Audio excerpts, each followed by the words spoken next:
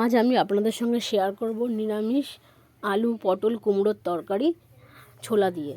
এটা কিনা পরোটার সঙ্গে রুটির সঙ্গে খুব ভালো লাগে। যার জন্য আমি কড়াই তেল দিয়ে দিলাম আর ফোড়নে দিলাম 5 ফোড়ন, 2 শুকনো লঙ্কা আর তেজপাতা। আর দেবো একটুখানি, এটা হয়ে গেলে আর দেবো একটুখানি হিং ফোড়ন দেবো। ফোড়ন থেকে ভালো একটা গন্ধ ছাড়লে এবার আমি পটলটাকে দিয়ে দেবো।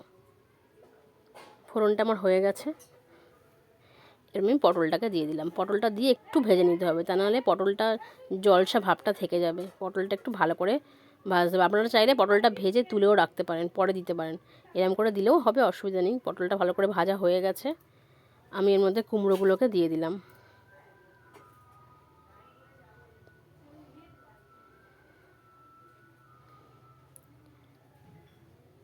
কুমড়ো আর পটলটা একটু ভেজে নিয়ে আমি এতে কেটে রাখা কাঁচা লঙ্কাগুলো দিয়ে দেবো, আর দিয়ে দেবো কেটে রাখা আলুগুলো।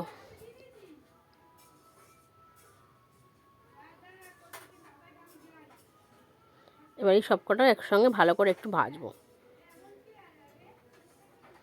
এবার আমি এতে দিয়ে দেবো একটু হলুদ গুঁড়ো, যাতে কিনা ভাজার সময় কালারটা খুব ভালো আসে। এবার দিয়ে দিলাম একটু টমেটো।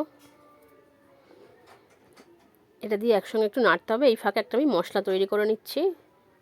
নিয়েছি একটু আদা বাটা, দেবো একটু হলুদ গুঁড়ো,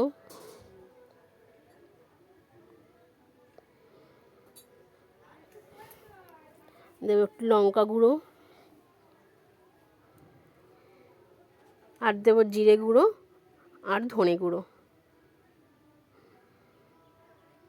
দিয়ে একটু জল দিয়ে এটাকে একটা আমি গুলে রাখবো।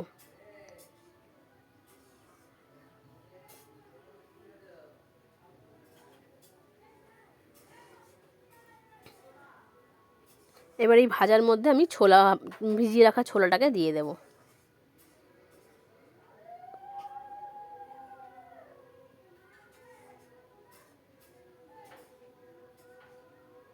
এবার এই মশলাটাকে আমি এর মধ্যে দিয়ে দেবো, আর দিয়ে দেবো একটু নুন আর মিষ্টি।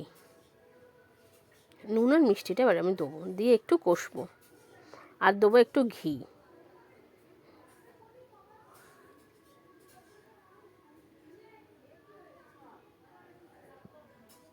এবার কষিয়ে নিয়ে আমি জল দিয়ে ঢাকা দিয়ে দেবো।